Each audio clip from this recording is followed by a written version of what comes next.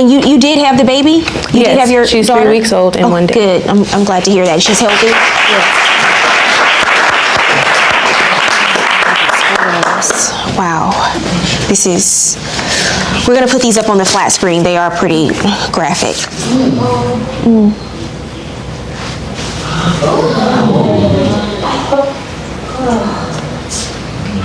Next photo. Wow. So what treatment did you get for your eye? I had to get 4 stitches in my nose and 3 under my eye. And I didn't have the money at the time to go get it repaired, and due to my insurance, they denied me more coverage to get it fixed. And since it was already sewn up, they told me just to go home and see a specialist, but I didn't have the money for the specialist. So what happened to Max? The officer wanted me to surrender Max, so I did so. And a couple weeks later, they had already put Max down. Okay, so you were trying to get the dog out? Correct, ma'am. At that time? And why do you think she owes you $3,000? Because I figure like this whole situation would have never happened if she would have just moved over and let us pass her by. The point So you is, feel she's responsible for your dog biting her in the face? in a way, yes. While she was walking down the sidewalk and stopped to perhaps pet him? Correct. That she should pay $3,000 for your dog after he bit her in the face? Well, I paid $500 for Max. And then You're suing her for $3,000? Yeah, and then he's like pretty much my family member. Like, and you think this is her that's fault? Emotional, huh? I mean, you didn't come into court today and say she antagonized him. What did she do wrong? What did she do wrong? What did she do wrong? She didn't do nothing wrong. Okay. Neither did Max. Okay. Neither did Max. Okay. Max was just trying to play. Coming up on Judge Faith, what's the story with this dog owner? You were scared to take him home that day yourself, and you could have. Well, that's what the officer says. I really don't recall saying that, man, Your Honor. The officer's lying or mistaken. And later, how much texting equals harassment? 72 times you texted him. How do you know? Did you count your text messages? Pardon? You counted your text messages? Let me see here. 1, 2, 3, 4, 5, 6. No, I'm not asking you to count. Well, yeah. It's okay, sir. Plaintiff Rakois Foster is suing the defendant for injuries she sustained when his pit bull scratched and bit her. Defendant Juan Garcia is countersuing because his dog was euthanized. You brought a witness with you today? Yeah, my son. Who did you bring? Oh, you My brought son? your son. Yeah. Okay, bring him into court. Just sit behind your dad. Are you Zane Garcia? Yes. How old are you? 12. 12 years old? Okay, what grade are you in school? 7th. 7th grade? You had a dog named Max? Yeah. A pit bull? Yes. How long did you have Max? For 3 years. 3 years? Okay. Yeah. Why don't you just start from the beginning and tell me what happened when you were walking Max? She was walking the same direction, and my dad asked her if she could move out the way. And then she did what? And then she started petting him, and when she got off, Max wanted more attention, so he jumped up and on accident scratched her eye. And you saw a lot of blood? Well, I saw like a little bit of blood putting down. Now, before coming into court today, did you and your dad discuss your testimony? Yeah. What did you discuss? Like what to say, like, What to say? yeah, like, Did you tell him what you were going to say? yeah, like the truth. The truth? Because you know how important it is to tell the truth? Yeah. All right, thank you. Okay. Go ahead and walk behind your dad. Thanks. And out this door, please. Do you have any reports from animal control? Did you contact animal control to see if the dog had his rabies shots? Had the dog had shots? Yes, ma'am, he No, did. he did not have shots. Oh, you contacted animal control? Yes, I have all the papers. Oh, They let said me he see did that. not have any type of shots.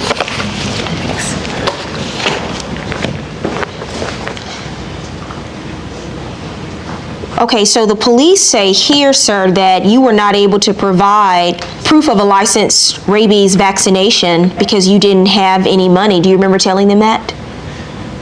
Yeah, no, I do remember telling him that. Okay, so the dog didn't have his rabies shots. What do you mean? Sir, did you tell them that the dog didn't have his rabies shots because you didn't have the money? No, what I said was I had to surrender Max because they wanted me to pay a certain amount. That's not what the officer said here. In his report, this is the officer's report, he wrote that you were scared to take Max home because you were not sure he would jump and bite a family member. Do you remember telling that to Yeah, the police? After the fact that that this situation Really? happened. Because you spent the last 10 minutes telling me that you wanted your dog and that you Yeah, kept but calling animal control and they wouldn't give the dog, No. and that you found out that the No, dog had the been thing put was- down. The thing was, No, don't say no to me, because now I'm looking at the police report and it says something different. Did you not think, I guess you didn't know she had this evidence with her today. No, It says in the report that you were scared to take Max home because you were not sure he would jump and bite a family member. okay, I guess I said that then. But I'm really And you want her to pay because Max had to be put down? Correct, You want her to pay for that? correct. And you were scared to take him home that day yourself, and you could have.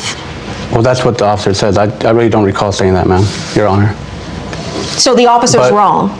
Well, The no, officer's I'm not lying saying or that. mistaken? No, I'm not saying that. I'm not saying he's lying. I'm saying I don't recall saying that. But he did tell me that he bit me, his dog bit me in the face, and that it wasn't that bad. Actually, I said I think he might have bit you. And I still need Okay, eye so surgery. so that day you told her you think the dog bit her. Yeah, I said, And "Oh, I think my today, dog bit you." You come into court and you say the Yeah, dog 'cause jumped up. Stop talking. Because your story is obviously changing, sir, because you think you're going to come in here and make a better case for yourself. No, I'm not. And every time I ask you, and every time you get caught, you change it up a little bit. I think I may have said this, or I don't remember saying that. All right. How about just doing what your 12-year-old son did and tell the truth? That's what I'm doing.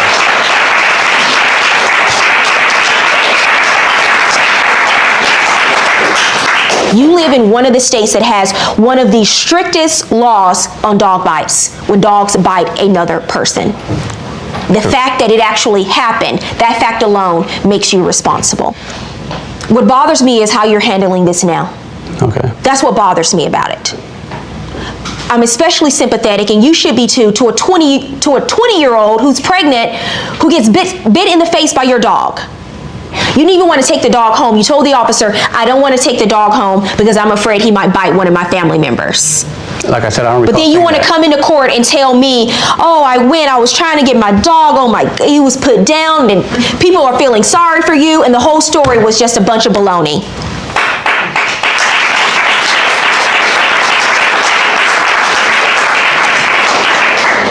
Your counterclaim for $3,000 is dismissed, but I'm ordering you to pay the full judgment to the plaintiff in the amount of $3,000. Good luck.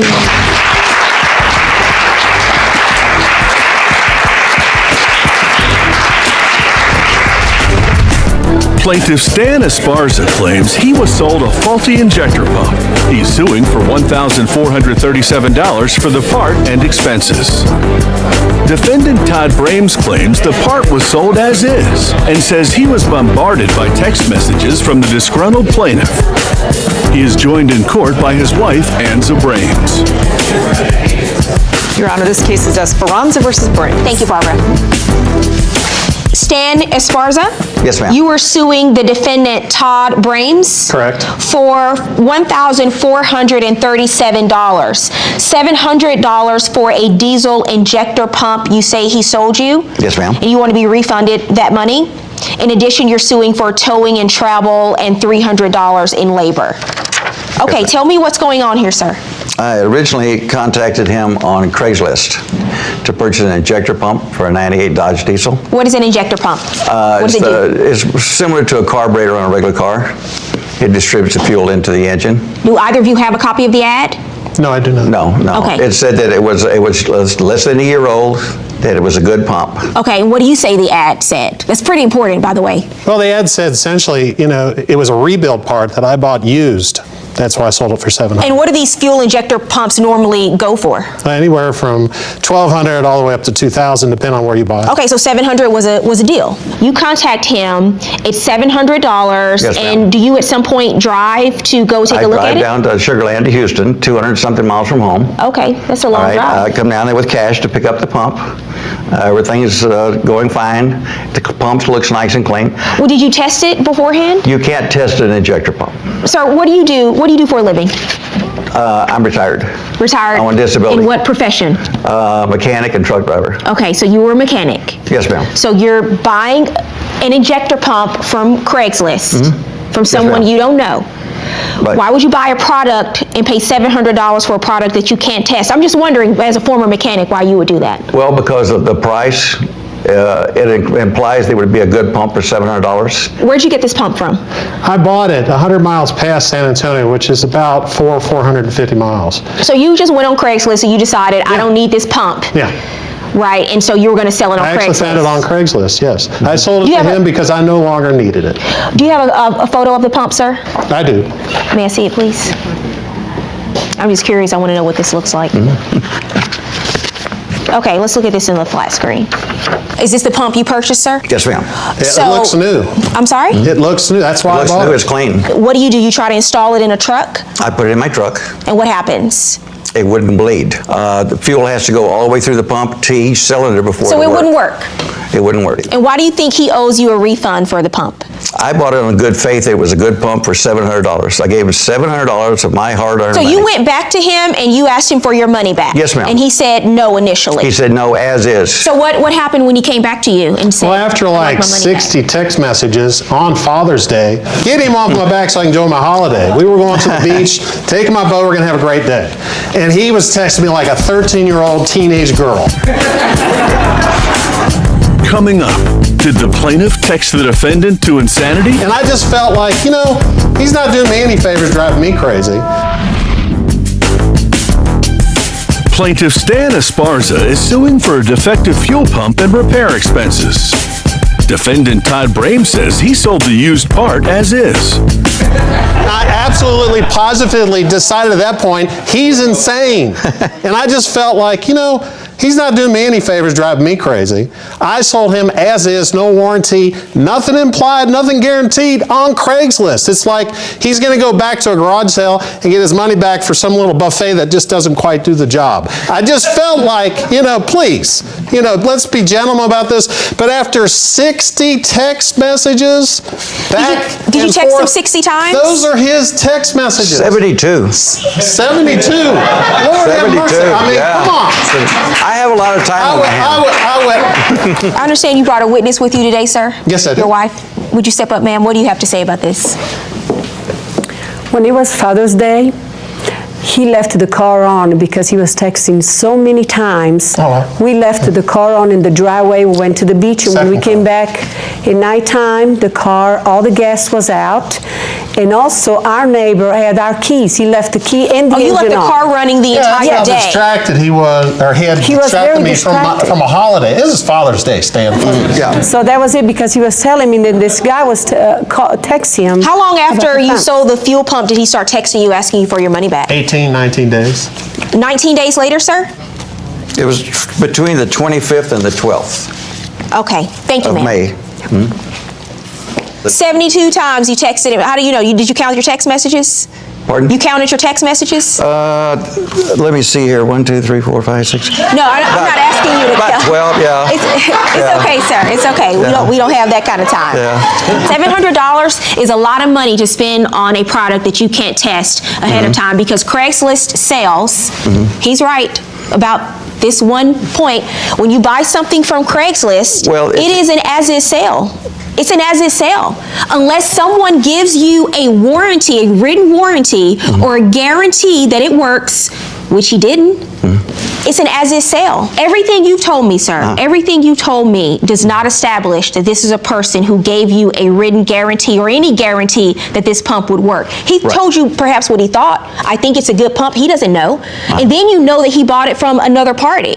And basically when you buy something from Craigslist, it's buyer beware. And as a former mechanic, you should know better. And here's the thing, you wanted a deal.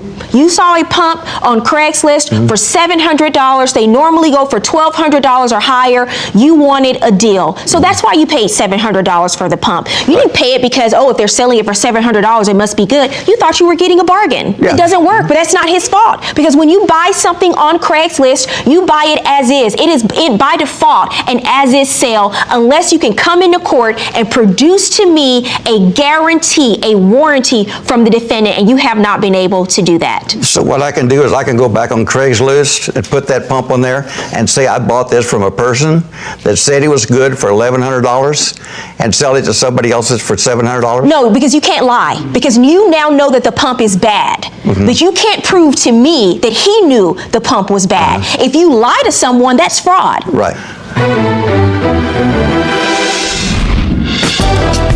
And now, Judge Faith rules. If you came in here and said he knew the pump was bad and he lied to me, completely different case, completely different scenario, completely different ruling. But you can't do that. But if you turn around and do that, then you're committing fraud, sir. So you can't do that. Okay. Unfortunately, this is just one of those things that didn't work out for you. But buyer beware, it's an as-is sale, and I can't do an as-is sale without a written guarantee or some kind of warranty from the defendant. Judgment in this case for the defendant. Good luck. Thank you,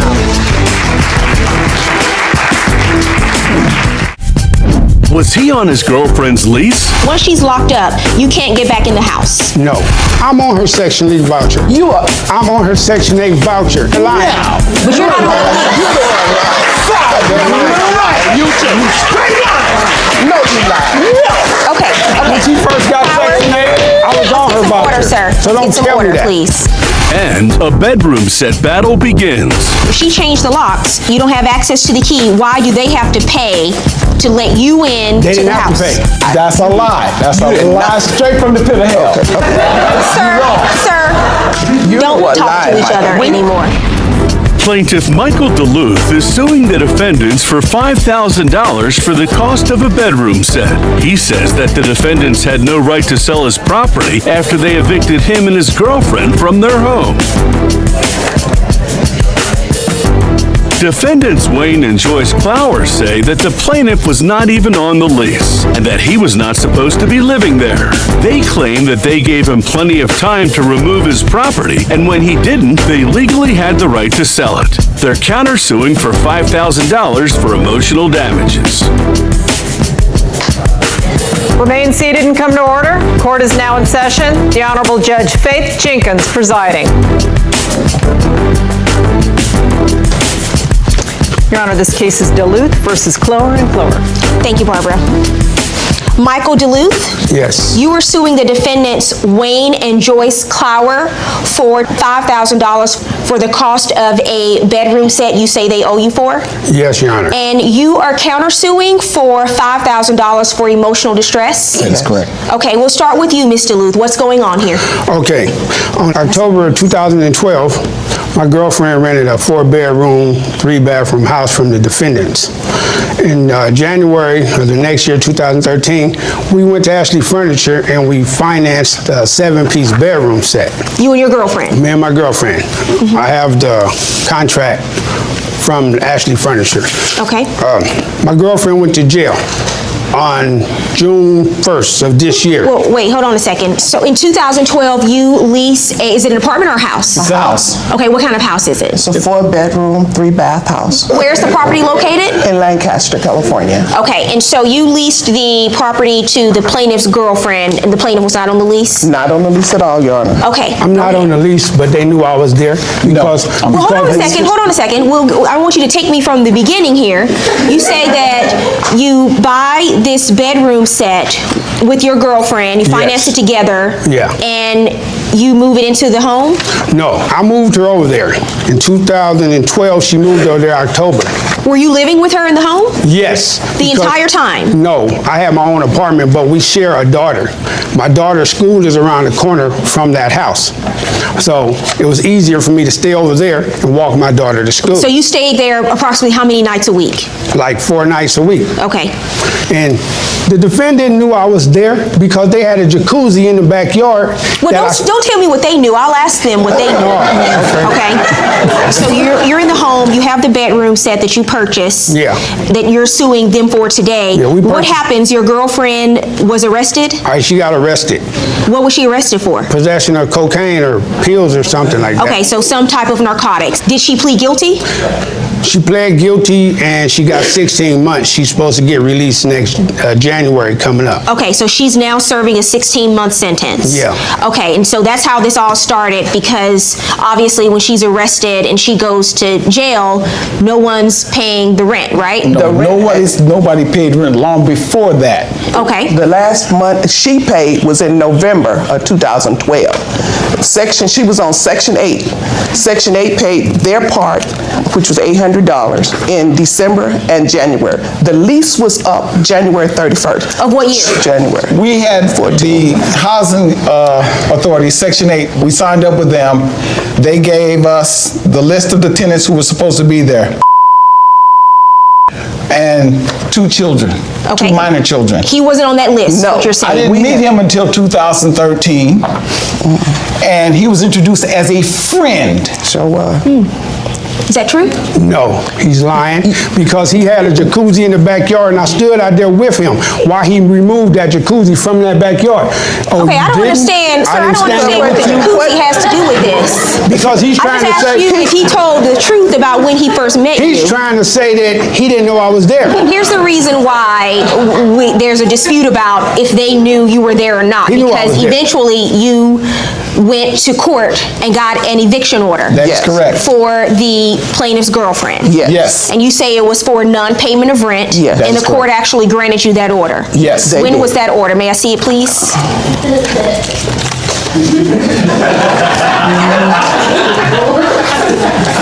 And you know, with Section 8, they are very specific. When you get Section 8 benefits, they are very specific about wanting to know who's living in the home and what the income is of everyone living in the home. And you're saying his name wasn't listed. His name is not on the Your Honor. lease. So he was introduced to you, as you say, a friend. I know you disagree, but you say as a friend. That is Approximately correct. how many times did you see him at the plaintiff's home before she was incarcerated? Probably 3 times, maximum. Yeah, I only saw him once. What did you believe the relationship was between the plaintiff and your tenant? When I first met him, he was introduced as a friend. And I not even believed give he him was his a friend. name. Didn't even give me his name, just said, "This is my friend." I went over there to check on something that they had did to the house, in which they basically pulled all the carpet up to string speaker wire under the carpet. And I told her that wasn't in the lease, you weren't supposed to do that. We wound up spending almost $400 to get that repaired. But did you know that he was there on a regular basis? No, we I did not. Like I said, I've seen him probably 3-4 times, max. Coming up on Judge Faith. Did they have the right to sell?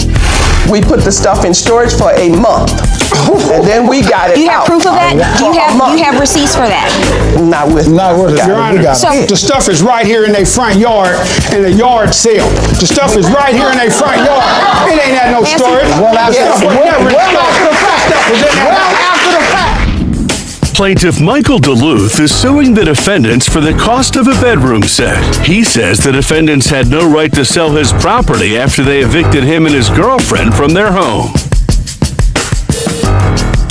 Defendants Wayne and Joyce Clower claim that they gave him plenty of time to remove his property, and when he didn't, they legally had the right to sell it. They're countersuing for emotional damages. You got a notice of eviction from court. Yes. When do you find out that the plaintiff's girlfriend is incarcerated? He called me, it was the 28th, I believe, of June, because the lockout was supposed to be on that Sunday. He called me on that Friday and told me that she was in jail and that he was Michael Duluth and he was her baby's father. And he said that he had got locked out. She took all of his clothes and his daughter's clothes.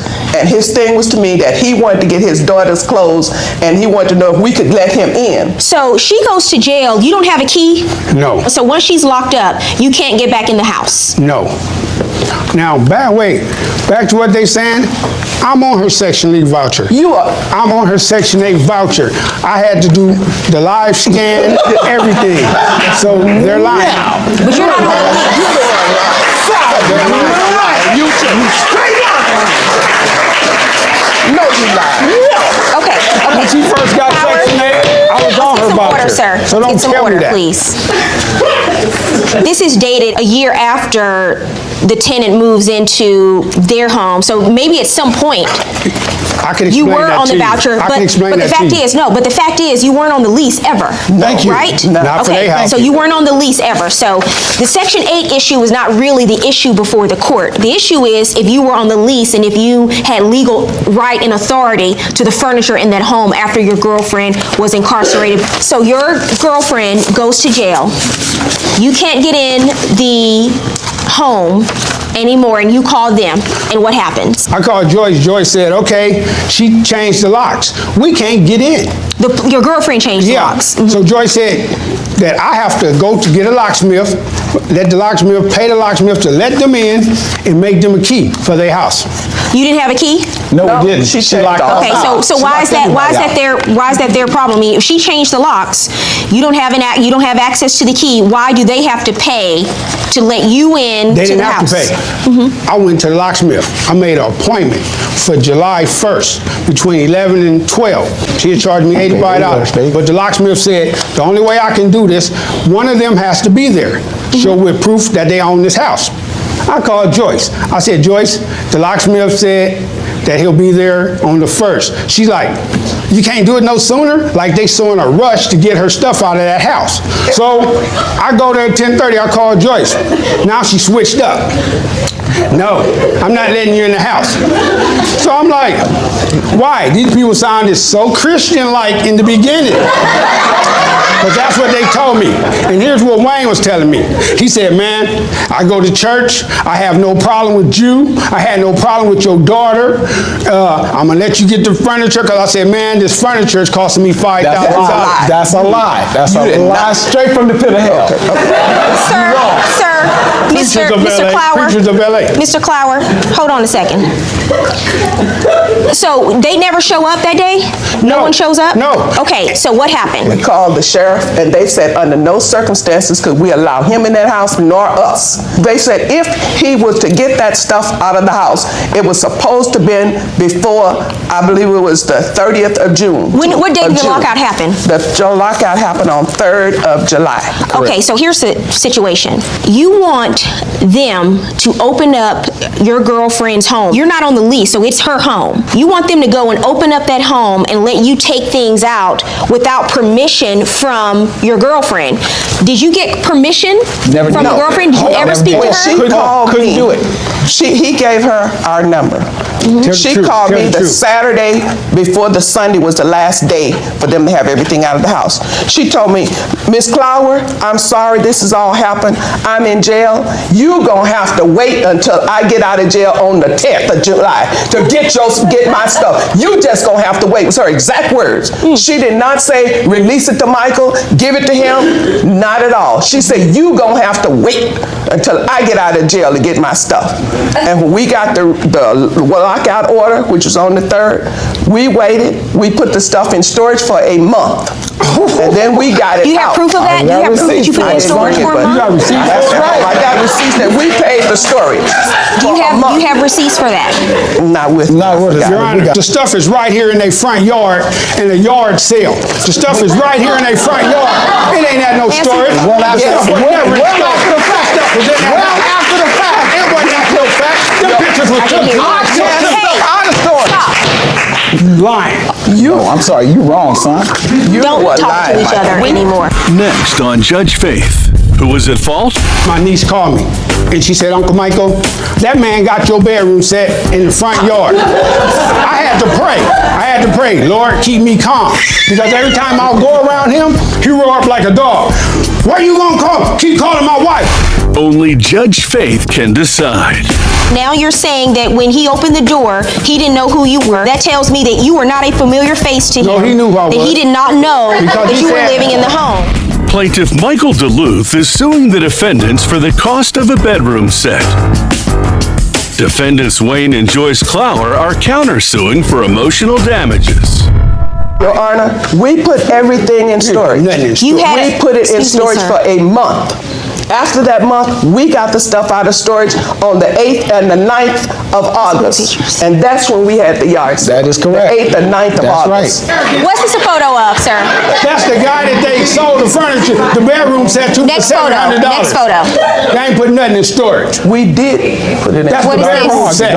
It's the bedroom set? Okay. When I told them, I said, I need that furniture, because in the beginning, they were so How nice. did you know there was a yard sale that day? How did you know to show up? Because my niece called me, and she said, Uncle Michael, that man got your bedroom set in the front yard. I had to pray, Lord, keep me calm. Because every time I would go around him, he roar up like a dog. Why you gonna call? Keep calling my wife. Because she kept not answering my calls. So I'm calling her, leaving her a message. Joyce, you said you're gonna let me get the stuff. Can I get it? Well, sir, obviously they changed their mind about you going in to get the things. They can't let you in that house. Thank you. You're not on the lease. Legally, they cannot let you in the house with you not being on the lease and with them not having written permission from your girlfriend. Because even if she calls them up and gives them oral permission, which she says they didn't. She did. Even if she did, though, what's to stop her from then coming back and saying, I never said that. You let him go in and get my furniture? I never told you that they need written permission to cover themselves. So what happened to you sold the furniture in the house, ma'am, after it was in storage? We sold some of it, yes. And you sold the bedroom set? Yes. Are you still paying for the bedroom set? Yeah. How much? It's on my are you credit paying for for it? $5,000. How much did you sell it for? We sold it for $700. I'm driving by on the 19th. I see Wayne's truck. I get out my car, I walk up to the door. Wayne, he sees me coming, he opened the door. And in a nice voice, he says, may I help you? I said, yeah, I'm Michael.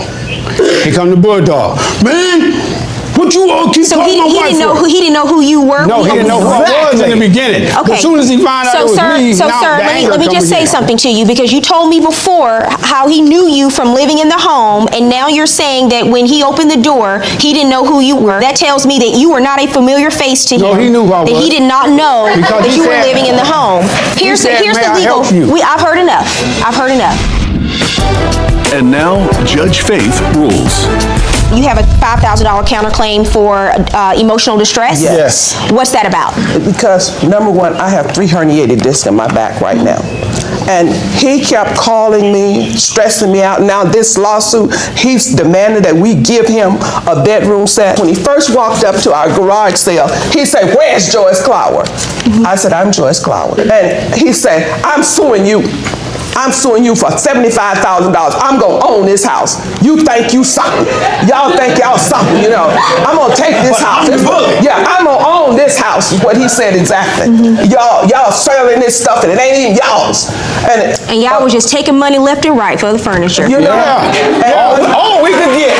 My clothes. And you know what, Your Honor, if we have a judgment against his girlfriend, and if he claims that he was living there, then he should be charged too. He should be paying some of the back money on that rent.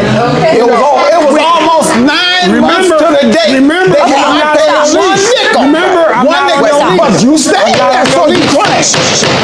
Mr. Clower? A whole bunch of people Mr. say Clower? they ain't on the I'm lease. sorry. I'm gonna have to, Yeah. all right. Here's where we are. On your counterclaim for emotional distress, I do not find that you have testified to anything that rises to the level of you being awarded $5,000 for emotional distress. No, we're done. Okay. We're done. I know that this was a obviously contentious situation between the two of you. Based on the evidence I've looked at, there was a notice of eviction. It was properly posted on the door, properly served, properly notified, although your girlfriend was in jail, and the sheriff came out and did a lockout pursuant to a court order. The sheriff doesn't do a lockout because they tell them to. The sheriff does a lockout because the court tells them to. And after the lockout is done, it's very specific rules and guidelines in your state as to what happens with the property. A tenant only has a certain number of days to come and claim the property. And it's 15 to 18 days. When they don't during that time period, then they forfeit their right of possession. Now, if you say you own half of this property and you should have had legal right to come and get the bedroom set, it is up to your girlfriend to communicate that information to them based on everything I've heard today, you do not have sufficient proof that she communicated that information to the defendant. So I find that they were within their legal rights to have the garage sale and sell the furniture. Now, if your girlfriend wants to bring a claim because she's not a part of your case, if she wants to fight this and say that it wasn't right what they did after she gets out of jail, by all means she can do so. But as far as your claim, sir, I do not find that you have a legal claim to this furniture. On your claim against him for $5,000, zero. On your claim against them, zero, sir. You have not met your burden of proof in court today. Judgments for the defendants. A hope to reconcile their family turns into ugly accusations of violence and elder abuse. He shot my son in the back with a pellet gun, just with the air, when he was 4 years old. But on another occasion, he took my son and threw him in a swimming pool when he couldn't swim. I went into court and filed two restraining orders, one against David for domestic violence and one against Carolyn for elder abuse. You have 4 kids now who do not speak to you. That's not all on them, sir. Plaintiff Paul Konzelman is suing his son and daughter-in-law for months of unpaid rent and utilities after he opened his home to them. Defendants Carolyn and David Konzelman say the plaintiff was cruel, abusive, and evicted them after a fight. They are countersuing for emotional damage and defamation of character. Remain seated and come to order. Court is now in session. The Honorable Judge Faith Jenkins presiding. Your Honor, this case is Konzelman versus Konzelman. Okay, thank you, Barbara. Paul Konzelman? Yes. You were suing the defendant David Konzelman and Carolyn Konzelman for $9,925. You say they owe you for unpaid rent, unpaid utility bills, incidental home expenses, and carpet cleaning? Yes. And you are countersuing? Yes. For $10,000, $5,000 for emotional distress, and $5,000 for defamation of character? Yes. We'll start with you, Mr. Konzelman. Now, as I understand it, you are his son? Yes. And you are his wife, correct? Yes. Okay, and you lived with your dad in his home for 5 years? Yes. And the lawsuit stems from the 5 years that your son lived with you? Yes. How did your son end up living with you in your home? 2009, I decided to buy a house because I had the money to do it, I had the credit to do it, and they were basically homeless. I say they were homeless because they were living in my apartment while I was driving, and then on weekends they were staying in a motel. What do you mean by while you were driving? I was a cross-country, or not cross-country, I was an interstate truck driver for an oil tanker company. I'd go to work on a Sunday night or a Monday, and I wouldn't come home till Friday or Saturday. Okay, So while I was going, you're retired now? I'm disabled. Go ahead. I decided to try to get the family together and buy a home where they could share the home with me as long as they would pay a portion of the cost, the rent and their share of the utilities.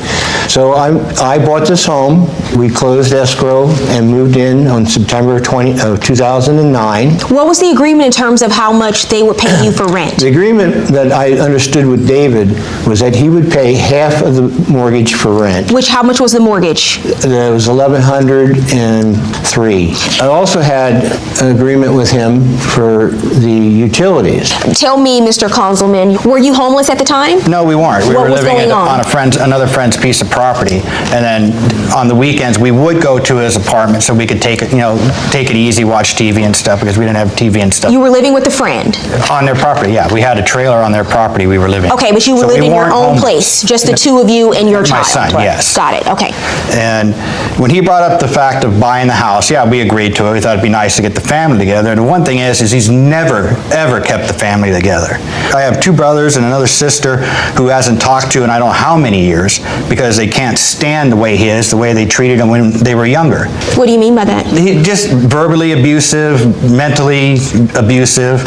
He shot my son in the back with a pellet gun, just with the air, when he was 4 years old. And on another occasion, he took my son and threw him in a swimming pool when he couldn't swim. So, and sir, 4 years old, was that before you moved into the house house with him? Just before. The swimming pool was before.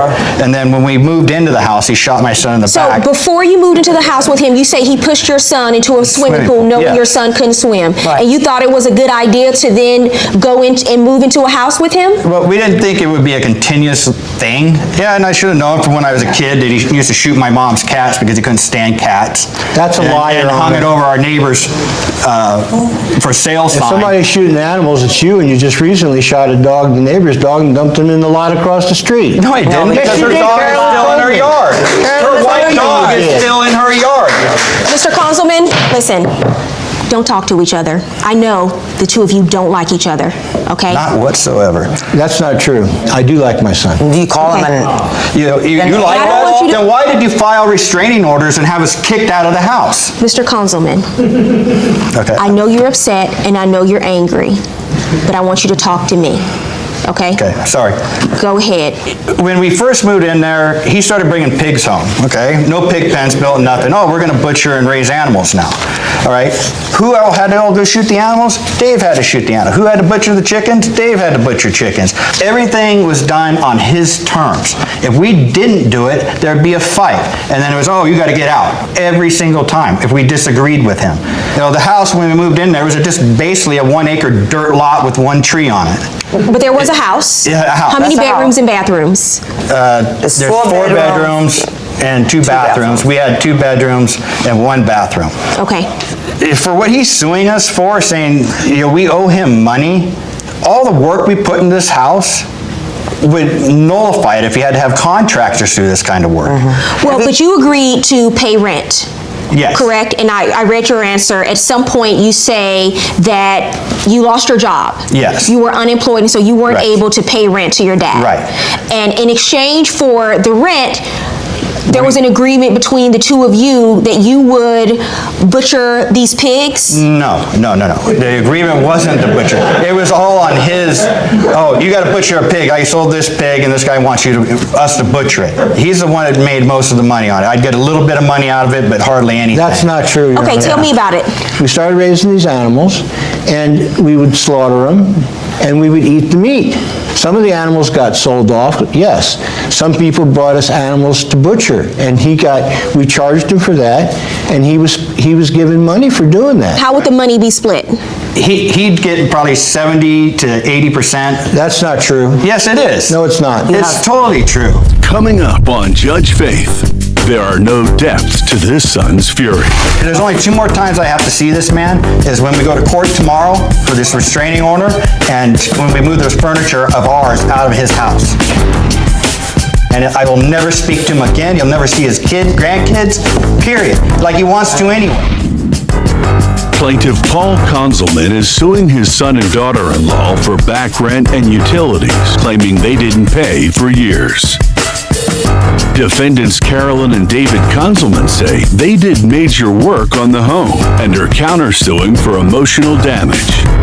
How does it get to the point to where you want them out? On August the 26th, I sold 2 animals to pay utility bills, because at that point, they had accumulated $3,800 worth of just utility bills. So I sold these animals because I needed the money to pay the bills, the cell phone. Where was your and stuff like income that. coming from at this time? I was only on Social Security, and I received $1,000 a month for disability. So your total income for Social Security and disability was how much? About $2,100. And the mortgage was over $1,000, and you were paying that by yourself? Yes, I was For paying how that by long? myself. For 5 years. How many months did you fall behind on the rent? I'd say we probably fell behind a year and a half on rent. Okay, and so But you in the can... meantime, but we maintain the property. Every day, she's out there for 7-8 hours, watering, maintaining the Okay, but animals. Mr. Conzelman, there is a mortgage that has to be paid, I sir. understand this. Okay, so are you telling me that your father agreed that if you would maintain the property, he would cover the mortgage for over a year and a half? We made a verbal agreement that as long as we maintained our utilities, we'd be okay. What are the photos you submitted to the court? That's the house when we first moved in. Okay. You see there's nothing. This is another section of concrete that I formed and we poured. Next photo. This is one of the pigs. sows. This sow here happened to start killing their babies. But I have pictures of us having these piglets in the bathtub, feeding them every 4 hours. No, every 2 hours. Every 2 to 4 hours. we had to For feed over them. a week, not take a shower because we had baby pigs in the bathtub. These were all bottle-fed pigs. There's 3 that They're in the living room now. only 2 survived, and the run ended up dying. But who paid for it all? Okay. That's always your That's excuse. it? Who paid for Okay, it? sir. Yes. Tell me about when you had them evicted from your home, how that came about and what happened. Okay. On August the 26th, we had a big blowout in the garage. Why? Concerning selling these 2 animals. He tried to double sell the animal. We had already. Stop. That's not true. That's a total lie. give You you sold it to 2 $100. other people. You sold it to 2 other people. Hey, and never told I me. said stop it. You are not going to use this courtroom to come in and yell at each other and berate each other. This is not what you're here for. Do you understand? Yes.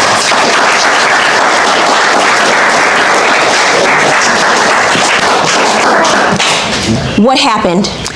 I walked in to talk to him about this, and I found out then that they had taken the deposit from at least one person, and I found out later they took deposit from a second person on these animals. They had basically never told me that. So we had a big fight. Okay, and what are you saying happened, ma'am? That's What are you not saying true. happened? Prior to this, him selling the pigs to this other people, we had talked to him the week before, and me and my friend had agreed, and my friend gave us a $100 deposit, which we gave him, and then he told us. I did. No, that was for utilities, and we wrote it on our calendar at home that, no, $100 for a pig. And we gave that money to him, and I see these people pulling into the driveway to look at the pigs. Well, there were 2, so we figured, all right, he's selling 1. Lo and behold, I go back to where the pig pens are, and he's selling both pigs.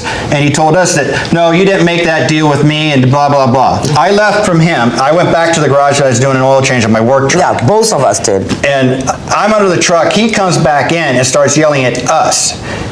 And this is And how the whole recording it, thing got too. started. That's not So let me You're ask you something, recording sir. it, At too. this point, your relationship, according to you, with your father has Oh, deteriorated. it's over. I will never, there's only 2 more times I have to see this man, is when we go to court tomorrow for this restraining order, and when we move this furniture of ours out of his house.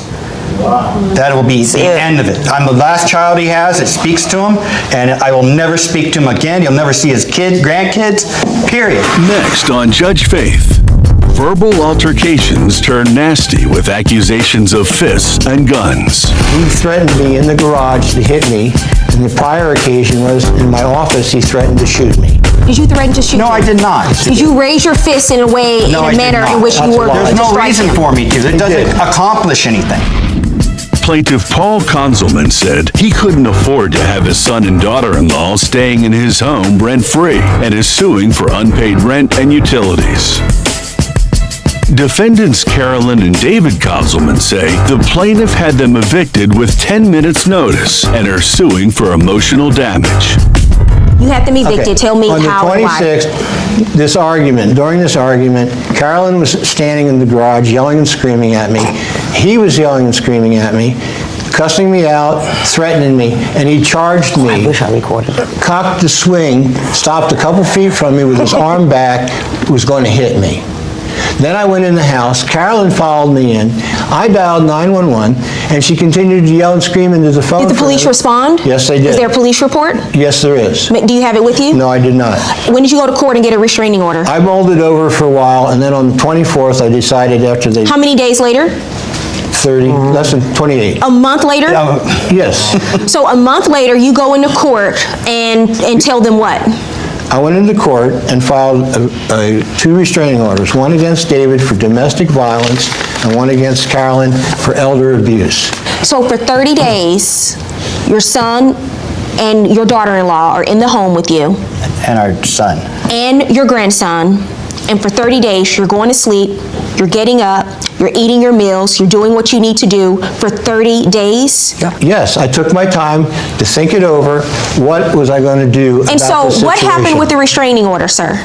The judge granted me the restraining order and move-out orders over the abuse. And what was the basis for the restraining order? Was that he threatened me in the garage to hit me, and the prior occasion was in my office, he threatened to shoot me. Did you threaten to shoot No, him? I did not. Did you raise your fist in a way, No, in I a did manner not. in which you That's a were lie. going There's to no strike reason him. for me to. It doesn't accomplish anything. The restraining order is granted On the 24th. on the 24th, and when are they evicted from the home? 26th, the sheriff showed up as she was leaving for work. Were you aware that he She got a wasn't- restraining no, order? We had no idea this happened because we had just given him money the day before. Is that true? Yes. What happened when the sheriff showed up, ma'am? They came at the door, at the gate, actually, I had to let him in. I had to get my son out of bed. He was not even out of bed yet. And they told me 10 minutes to pack my stuff. So I just grabbed the necessary things I need for my child and for me, and, some of the pants for him, because I knew we had a Saturday job. And where did you go?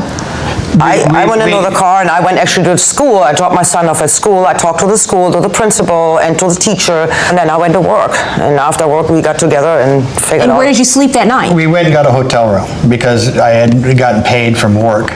And where are you staying now? We're still staying in a hotel until we got another week before our apartment will be ready.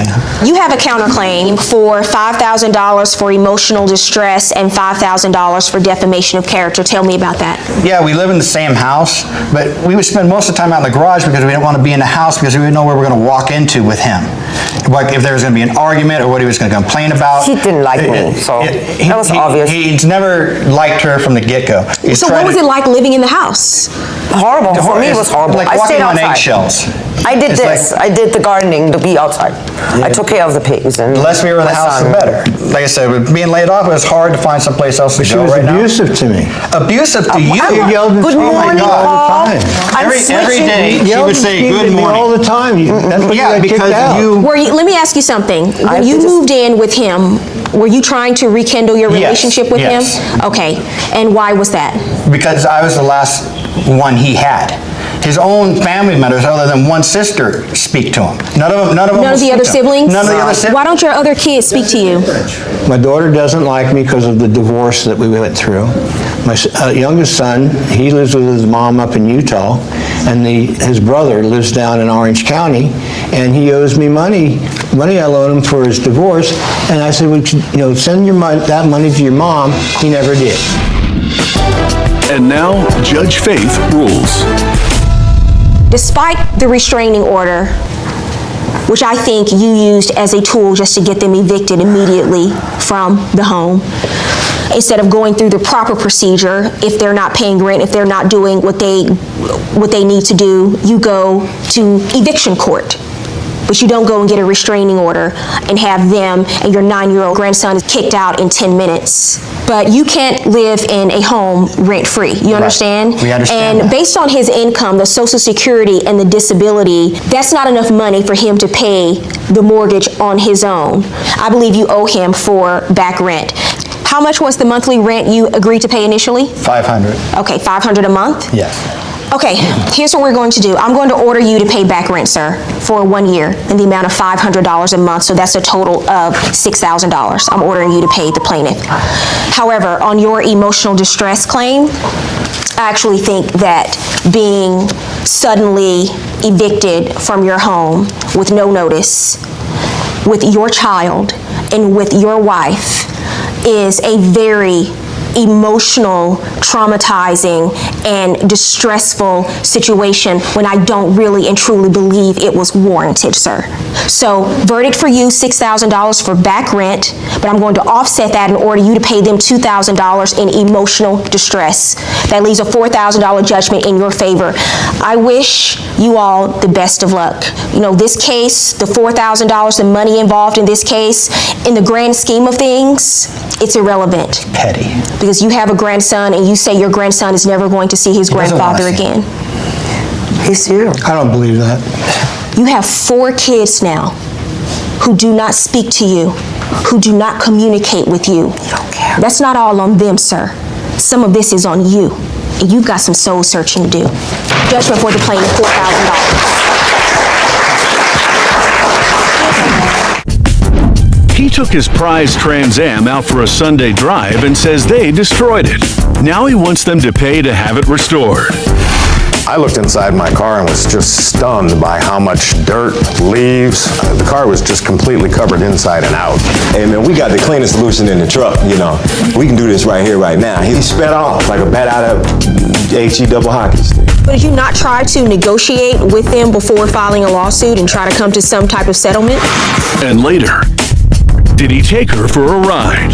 What do you know about cars? Not a whole lot. Because that's who I get into my courtroom. Friends who trust each other and don't put anything in writing, and then you end up here. Plaintiff Robert Bird says the defendant's leaf blower blew dust and debris into his prized Trans Am. He's suing for the cost to detail his car. Defendants Eric and Chris Dillon say the plaintiff's car can be detailed for much less, and they don't owe him any money because they offered to detail the car themselves. Remain seated and come to order. Court is now in session. The Honorable Judge Faith Jenkins presiding. Your Honor, we have Bird versus Dillon. Thank you, Barbara. Robert Bird, Yes, ma'am. you are suing the defendants Christopher Dillon Yes, ma'am. and Eric Dillon Yes, Your Honor. for $1,397. Sir, you own Big Red Landscaping? Yes, Your Honor. How long have you had this company and been in business? 30 years. And that's all in the St. Louis area? Yes, ma'am. So why don't we start from the beginning and you tell me what happened? Basically, it was August 1st, beautiful fall day. I decided to pull out my pride and joy, which was a 2002 Trans Am that I keep in the garage, mint condition. Only has 20,000 miles on it at this point. How often do you drive it? Once a week, twice a week maybe. Why is this car so important to you? I own several vehicles and I've always loved the Trans Am. It was the last year they were manufacturing the vehicle, so I wanted it as a keepsake item. Parked it, went around back. We and my family. Where did you park the car? In the driveway behind the other two vehicles that were there also. Okay. And went around back with family members sitting on the porch, basically just chit-chatting, enjoying the day. I did see, I believe it was this gentleman next door cutting the neighbor's yard, the backyard. Then as I was sitting there, I heard what sounded like a leaf blower out front. And something in my mind just clicked and said, oh my God, my car's out there with the windows down and the T-tops off. So I ran out front immediately. And there was another gentleman, tall, he's not here today, but tall with a cap, white hair. You had other people working with you? I had two other gentlemen working with me. Okay. And one of the gentlemen was using a gas-powered leaf blower, and rather than blowing the leaves out into the street, which I assume would be collected then, he's literally blowing it directly into my vehicle. And the yard that he was working on, unfortunately, was one that doesn't have much in the way of grass, so it was mostly dirt, debris, and leaves. I looked inside my car and was just stunned by how much dirt, leaves, the car was just completely covered inside and out. Let me see the photos. Oh, that's the Trans Am before? Correct. Does look clean. Is that in your garage? Yes. Okay. That's the yard, and you can see a piece of my vehicle in the upper right corner. Now, these are the after photos. I know it's difficult. You can see the leaves, there's dirt all inside the How door you jam. know the leaves couldn't have fell from the particular tree above? You want $1,400 for 2 leaves? You're saying, There's more than but two. you brought your... Mr. Dillon, Mr. Dillon. I'm sorry. Let's go to the next. I'm sorry, Your Honor. I'm sorry. There's a few more. There's some dirt. I see some dirt That's down footprints. there. If I get in my car and I'm sitting in dirt, I'm pretty sure, Your Honor, I would step in dirt. But what he's saying is this is a car that he kept in pristine condition. There was no, you're never going to get all of that out, by the way. Probably let's go not. to the next photo. This is on, I believe, the dash. It's hard to see, but you can see all the dirt and dust covering the Yeah. entire top of the dash, which is now down in the crevices, the vents, you name it. You weren't there, sir? No, Your Honor. Okay, why don't you have a seat for a second? I sure will. Chris, what's going on here? How did this happen? Okay, I come down off the ladder after cleaning the gutters, and I hear all of the profanity in the world. I'm like, what is going on down here? So I come down, and it's, MF this and blah, blah, this. And so I said, hey, what's going on? And he said, your man blew all the leaves in my car. And I was like, we would never deliberately blow any leaves in anybody's car. I said, well, hey, okay, even if we did blow the leaves in your car, how can we fix this? What kind of, resolution can we come to? And he said, and he said, well, I mean, there's stuff everywhere. I said, well, how about this? How about we detail your vehicle? And he looked and he's like, what do you mean detail my vehicle? Because we detail vehicles on the weekends when we're not cutting grass. So with that being said, look, I say, hey man, we got the cleanest solution in the truck, we can do this right here, right now. He's like, no, I don't want to have no part in that. And I told him, I said, okay, well, how about this? How about I give you the money to get any type of cleaning service that you would like, anyone. And he turned that down, and he was steady, cussing at my employee, and then he just sped off. How much dust and debris was did you see the dust and debris on the vehicle? No, he sped off like a bat out of H-E double hockey stick. And what do you have to say, Mr. Eric Dillon? What do you have to say? I have to say he's lying because you would have to call the police that particular day, not wait 3 weeks later. 3 weeks later to call Not the police. 3 weeks later when you can dirty your car up, when you can probably do whatever you want in 3 weeks. 26th. And then come back and say, well, they did this and they did this. Okay, so what happened? You didn't call the police that day? Actually, I did, and this is the police officer's card that I called on that day and actually took a look at my car. The problem is when we returned to where it happened, which is about 1 street away from my family's house, they were gone. All I had was the license plate of the blue van they were driving, and this was the day that I contacted Creve Coeur Police, this officer. I wasn't able to contact them that day because they left. What I did do is ask my family to immediately call me when they returned to cut the grass again, which I believe was 2 weeks, maybe 3, I'm not exactly sure how long. And the minute they called and told me that they were there cutting the grass, I called the police, told them to go over there, and went over and explained what happened 2 weeks earlier and said, all I need is his information so that I can then sue. And the second set of police officers provided the information, telephone So number. did you not address. try to negotiate with them before filing a lawsuit and try to come to some type of settlement? Coming up on Judge Faith, is Robert overpaying for his classic to be cleaned? Or are Chris and Eric trying to bail out on the bill? The car needs to be detailed and cleaned inside and out because I keep this immaculate. Why do you think somebody's going to pay $1,000 for a car to get detailed when there's a little dust and a little dirt on it? $100 at least. So I believe it happened. The question is, how much is it going to cost? And later, was he doing his friend a favor? I feel like he betrayed me. He knew that my family and I were desperate. He knew I had this money. Or was it just a play for her pocketbook? Well, I checked the Blue Book value of the car, and the Blue Book value of the car in good condition is a little over $1,700 for that year, make, and model. It's nowhere near $3,500. Plaintiff Robert Bird says his prize Trans Am was damaged by the defendant's leaf blower. He's suing for the cost to detail his car. Defendants Chris and Eric Dillon admit it was their leaf blower that damaged the classic car, but say they don't know anything because they offered to detail the plaintiff's car themselves. Sir, please go on. I spoke to him on the telephone, asked him, said, you know, the car needs to be detailed and cleaned inside and out because I keep this immaculate. And Also, And Mr. Dillon, what was your response to that? My response was I told him, here's all the details that he had requested, I says, in our neighborhood that will detail and clean your car. And he, excuse me, would you give those to the honor, please? And so I explained to him that I would pay any one of these companies if he would like to get his car detailed. Okay, so that seems In the meantime, fair. I got in touch with the other people in the area, and they said they were not interested in getting their cars cleaned or washed that particular day, okay? Well, who are you speaking of? His relatives? I guess his Oh, his relatives. Oh, so they didn't care about getting their No, car detailed? They didn't want anything. Sir, you wrote something interesting in your complaint I wanted to ask you about. You said that you made contact with them and you tried to settle the matter, and one of the things you offered was to have them sell a tow truck that you had. Correct, a Suburban, a truck. Okay. Right. What was the offer? Basically, initially, I said I'd settle it for $150 and I'll do it myself, although, you know, it would take time. Then. So have you sold a tow truck since then? Then I offered that, and Big Red stopped calling me after that. So I left a phone message with him saying, well, you work in the industry and I happen to have a Suburban truck that I'm getting rid of. If you can find somebody that'll buy it, great, I'll call it even. Since I figured he's in the industry, he'd know somebody that wants a towing vehicle that can tow, you know, equipment. I thought that would be a fair deal. Never heard from him again, never saw any paperwork, so at that point I decided, well, why should I detail my own car? I'm not actually into selling cars or dealing with selling cars. You don't sell cars, sir. You landscape and you Yes. detail cars on the weekend, according Yes. to you. Hoorah! Okay.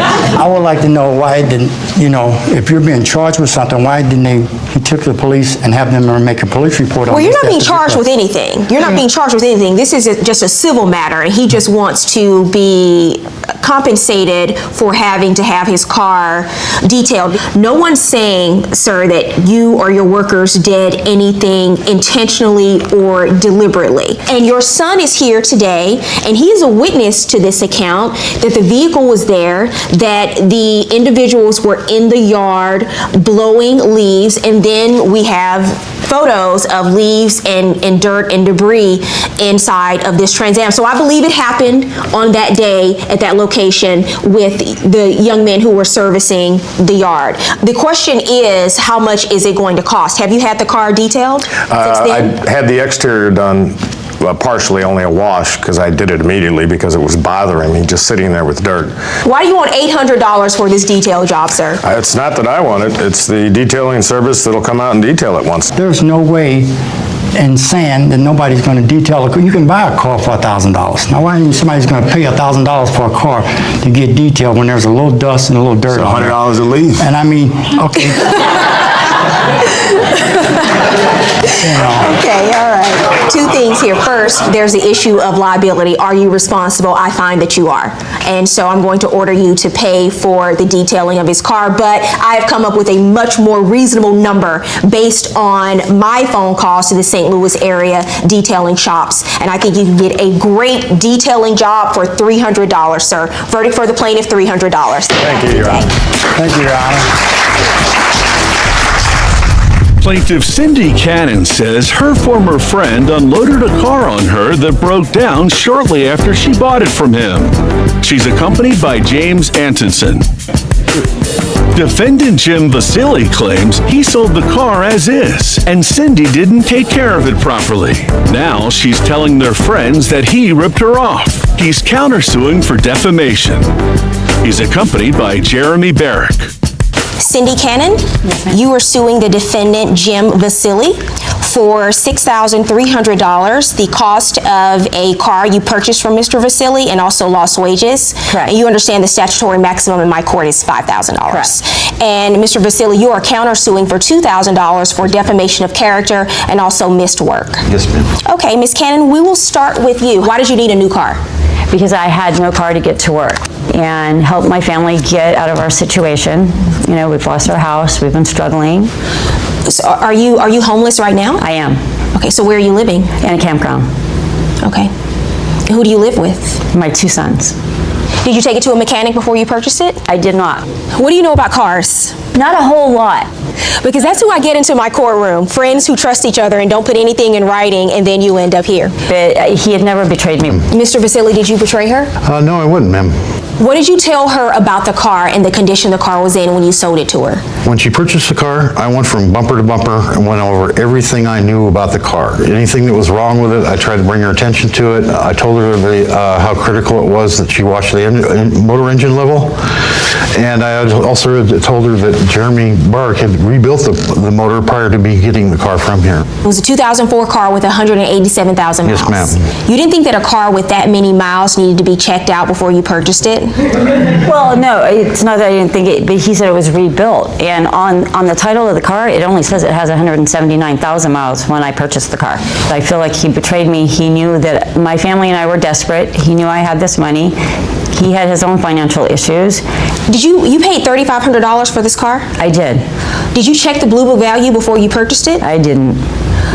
Did you check the Blue Book value before Yes, ma'am, I did. you sold it? So you know that the car was only worth about $1,700. The Blue Book value of the car was only worth $1,700. Our cars the same year, model and type, are selling for $3,500, ma'am. Well, I checked the Blue Book value of the car, and the Blue Book value of the car in good condition is a little over $1,700 for that year, make, and model. It's nowhere near $3,500. Next on Judge Faith, is she ruining his reputation or just telling her truth? Every friend I know that we have of mutual friends that Cindy's talked to, she's basically told them that I've ripped her off. Based on the value of the car and the fact that you sold it for twice its value, I'm not sure I disagree with her. Plaintiff Cindy Cannon says she trusted her former friend had sold her a reliable car, but it broke down shortly after she bought it from him. Defendant Jim Vasili claims he sold the car as is, and now Cindy is telling all their friends he ripped her off. He's countersuing for defamation. You paid almost twice the value of the car for the year, make, and model that it's worth. And then you don't know a lot about cars. It has over 100,000 miles, and you didn't take it to a mechanic.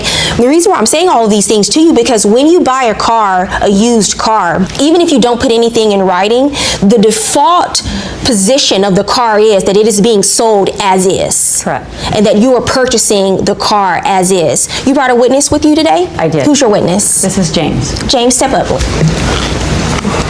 I'm a mechanic, been doing it for 46 years. Did she bring the car to you to check? She brought the car to me. She said it had a little leak. It had more than a little leak. She was dumping 2 quarts a day out the top of the valve cover. The motor was rebuilt wrong. Okay, and you brought a witness with you today too? Yes, ma'am. Who's your witness? The witness is the person I bought the car from, Jeremy Bark. He's also the person that rebuilt the motor. Okay, step up, sir. Are you a mechanic? No, I'm a plumber. I'm sorry? A plumber. You're a plumber? Yeah, I do plumbing. How are you rebuilding a motor in a car? Elias is a friend of mine. He's a certified ASE mechanic, and he did the work. I was just his helper. I helped him rebuild the engine. Sir, being that you're a plumber, I'm just going to have to ask you to sit back down and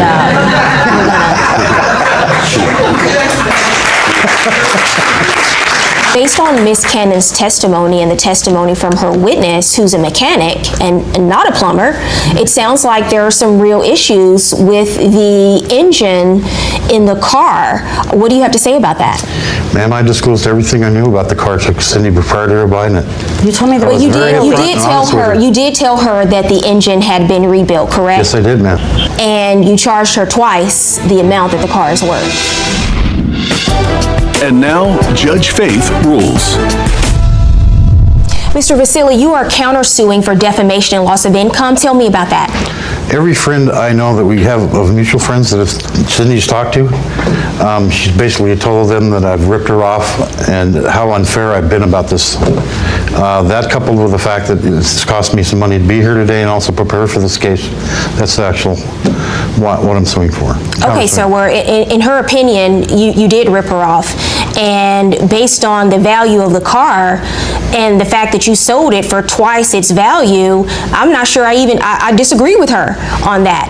So her expressing her opinion to people that you know and to people that she knows, that doesn't rise to the level of defamation of character. She's just expressing her truth. Okay, so on your counterclaim 0. So you bought the car, it is by default an as-is sale. The only exception to that is if a person makes a specific warranty to you. If they tell you that the car is running in a certain way, and in this case, the defendant actually told you that the engine had been rebuilt. Whatever was going on with the engine, it had been rebuilt incorrectly. And that's where all of the issues with the car came in. So I'm not going to award you the full price that you paid for the car, which is $3,500, but I am going to award you the blue book value of the car, which is the car in good condition for this year, make, and model. My judgment in this case is for the plaintiff in the amount of $1,750. Plans for a graduation vacation go bad, but don't go south. The problem was, it's in the wrong state. She thought Myrtle Beach was in North Carolina. We got this trip for dirt cheap, and they want to complain about ridiculous stuff. I get the impression that none of you really knew where Myrtle Beach was. And later, this chef's dream of a restaurant on wheels was shut down when he discovered the food truck he bought was a kitchen nightmare. Didn't tell me that the floor was gonna fall through.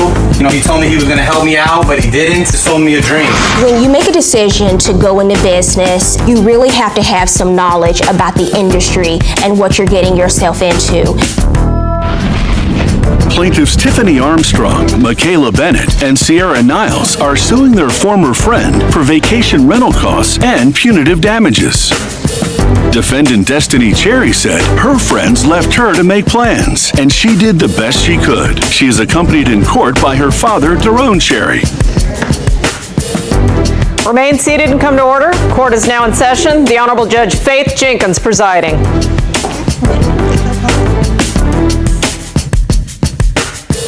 Your Honor, this case is Niles, Bennett, and Armstrong versus Cherry. Thank you, Barbara. Okay, Sierra Niles, Michaela Bennett, and Tiffany Armstrong. You are suing the defendant Destiny Cherry for $300 for the cost of a canceled senior trip and $1,000 in punitive damages. Yes. Okay, which one of you wants to start first? Tell me what happened. I'll start. And who are you? I'm Sierra. Okay. Basically, how do you know the defendant?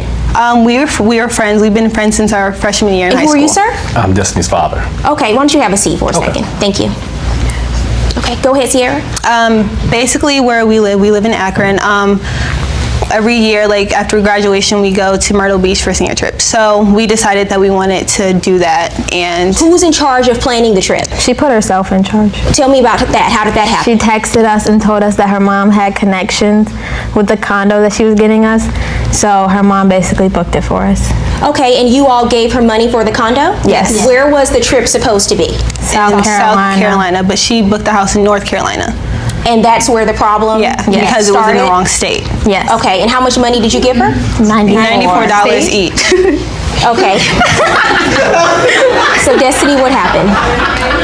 They kind of assumed that it was in South Myrtle Beach. I never said north or south. I said it around the Myrtle Beach area, you know? But you know there's a big difference between North and South Myrtle Beach and where you booked the condo. It's about a 30, 45-minute difference driving time. And so I'm like, okay, well, you guys would drive 10 to 11 hours, so what is a 45-minute difference gonna hurt? What's your name? Michaela. Michaela, Yes. What was your understanding as to the destination of the trip, where you were supposed to go? My understanding was we were supposed to go to South Carolina. South Carolina, the Myrtle Beach area. Yes. I get the impression that none of you really knew where Myrtle Beach was. Your Honor, excuse me, can I speak? They put this all in my hands. All they had to do, first of all, the condo that my mom put her name in for us did us a favor. The rental that I booked myself, that I did everything on my own. You had to put a deposit down to reserve the condo? Yes, we all put $29 in for a deposit besides Sierra because she came in the situation later. And so, $29? Exactly. We got this trip for dirt cheap and they want to complain about ridiculous stuff. One second. What was the problem with the location that she booked? The problem was it's in the wrong state, and it's like she wanted us to put in. She wanted us to put money up for gas that we didn't have, basically. Like, she just wanted us to fix the problem. She booked at a location in North Carolina, which is where a lot of retirees. Exactly. And you didn't want to go to.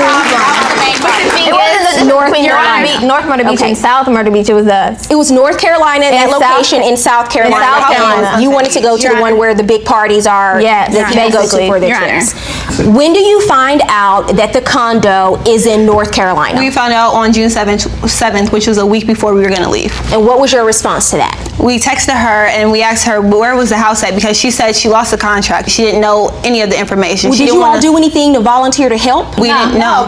Because she took control of it. She seemed like she had everything under control. I understand that. They could. Destiny, why can't I talk? What was the issue with the condo? When you realized that the condo was in North Carolina and not South Carolina, where you all really wanted to be, did you try to talk to the condo and get a refund? There was nothing I could do about that because no, she didn't try. Even here it says I'm not even trying to be the B word, but there's no refund. I'm not calling that lady. I'm not canceling the trip. What are you reading?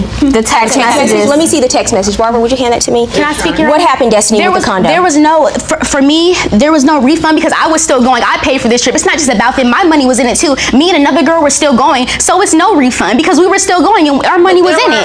It's not. We paid too. 5 other people. We paid too. Okay, but we paid too. It's not just about you guys because you guys. It's not about you. It's not about you either. We all put my money into it. We all put our money into you, and you messed up. Ladies, you guys could have came and got this keep it up, and I'm going to send Barbara over there. You don't want me to have to do that.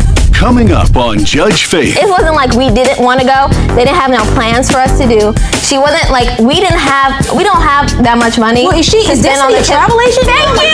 Your Honor. Thank you. And later, the chefs serve up some wild stories for what really went down on this food truck fiasco. He tells me, I got these Russian investors, they took my fingerprint, they took my picture of me, my is on the line here. At this point, I'm thinking, okay, well, he's gonna con me out of my money and the truck. I mean, it just looks like there's some really shady business going on with you keep prolonging this and leading him on about the truck. Tiffany Armstrong, Michaela Bennett, and Sierra Niles say their friend booked their vacation in the wrong state and are suing for a refund of their money. Defendant Destiny Cherry says she booked what they could afford. Destiny, you felt like because they could have gone on the trip if they wanted to. Nothing stopped them. nothing hindered them. Not to go, that you didn't owe them a refund. Yes. It wasn't like we didn't want to go. They didn't have no plans for us to do. She wasn't like, we don't have that much money. Well, is Destiny a travel agent? Thank you. She planned all the activities. I mean, she volunteered. Thank you. I'm just wondering, because here's what's going on. Here's what I'm thinking about right now. In Myrtle Beach. Was this your first trip out of state? No. Just amongst friends? So have you guys been to this beach before? No. The way I hear this, she made a mistake. Yes. You understand? And she didn't try to correct her mistake. She didn't try to accommodate us at all. She didn't try to do anything. I understand. I would have went. It was petty. It was 30 to 45 minutes. What is a 10-hour drive to a 45-minute Every difference? day? That's Every nothing. day? The gas Who's okay, driving but that? do you really think in a normal? Okay, can I speak? In a normal city, it would take that much to get to all the attractions anyways. Girls. Why are you so Direct your questions to the judge, your Okay. comments to the judge, please. Don't talk to each other. There's a better way to handle things when they don't work out the way you want them to work out. We tried. Number one, let me finish. This is my time to talk. Let me finish. Destiny and her mother put down the credit card to reserve this condo. You have to understand that she meant to book the condo in the right location. She made a mistake. And the three of you've all told me that none of you volunteered to help in this planning process. She volunteered to do it, but none of you stepped up and said, hey, Destiny, I'll help you out. Let me help you look. She did that, her own time and effort to do that. And you guys just, took her to the Raptors on Twitter and in text messages. Yes, you did. Who is Thug Life? Me. That's your Twitter. That's me. What do you think a person is going to think about you when they see that your Twitter handle is Thug Life? I don't know. They're not going to think anything nice. You're 18 years old. Are you going to college? Yes. Are you going to get a job? Yeah, I have a job. What about when employers see that your Twitter handle is Thug Life? You don't think that they're going to think a way about that? I don't know. Everything that you put on social media now, these tweets that you guys are tweeting, who tweeted about the AK-47? That was not about her. What was that about? That wasn't about her at all. You guys, you should have just gone on the trip. The beach is only 45 minutes away. I actually agree with Destiny. What's the big deal? Dad, what do you want to say? What does he have to say? What do you want to say? No, I just felt bad about the situation. Because where we're from in Akron, it's many people getting killed regularly. And it's a very serious situation out there. And they're tweeting AK-47. People are literally getting killed every day. No, he makes a good point. I'm just saying that it seemed that's what my daughter told me. I didn't say you guys meant I know what subtweeting is, and I know what that means. That means you don't mention the person, but you're tweeting things. It's like sending out those subtweets because you want someone to read it. This happened last week. This has nothing to do with her at all. Nothing to do with her. Who were you referring to then when you mentioned AK-47? I didn't say AK-47. Who sent the tweet about the AK-47? That wasn't me. I didn't say nothing about AK-47. Okay, so why are you tweeting about an AK-47? It's Twitter. I didn't know, I had to filter my tweets. Everything you put on the internet, consider it permanent. Yeah. Consider it, you can never remove it. It will always be associated with your name. Everything you put on Facebook, everything you put on Twitter, everything you put on Instagram, you never know who's reading it, who's taking screenshots of it. You never know. So in your mind, you're thinking, oh, I'm just tweeting it and my friends are just reading it. That's not the case. So don't tweet about AK-47s and send vile threats via Twitter, because someone can take that very seriously, and the next thing you know, the police are knocking on your door. Okay, but that has nothing to do. But it's no direct connection to her. There's no direct connection to her. All right, ladies, I've heard enough. If this is such a big problem for all of you and you took it to this level that you did, you're 18 years old. If her making a mistake and booking a condo in the wrong state is the biggest problem you'll ever have in your life, consider yourselves very lucky. Okay? This cannot be the way. This cannot be the way you react to something when it doesn't work out just quite the way you want it to work out. You understand? I'm not going to punish her for trying and making a good faith effort to book this trip, and I'm not going to make her pay you back $300. So my judgment in this case is for the defendant. Good luck.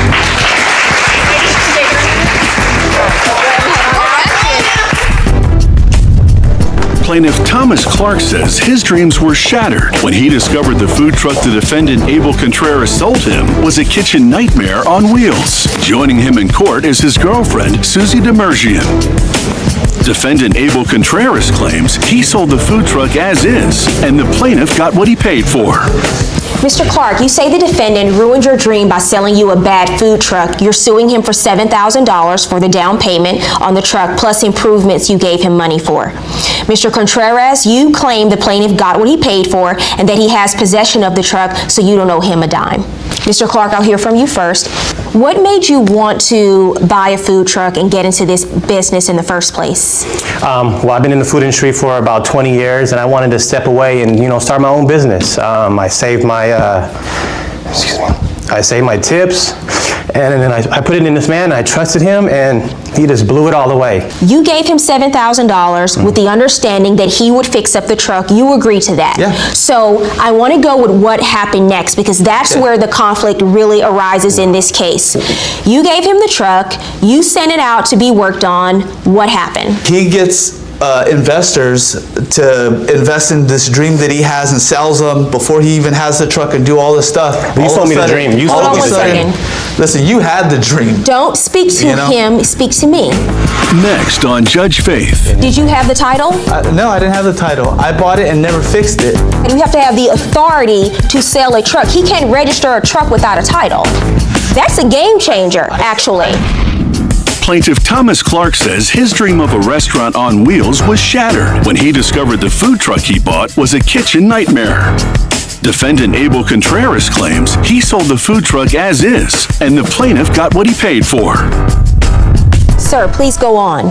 He tells me, Abel, look, this is taking way too long. I got these Russian investors. They took my fingerprint. They took my picture of me. My is on the line here. I need to speed this up. This process is taking way too long. I said, look, man, let me call him and let me find out. Maybe I can put some pressure on him to speed it up. I said, but you and I both know this is going to take some time.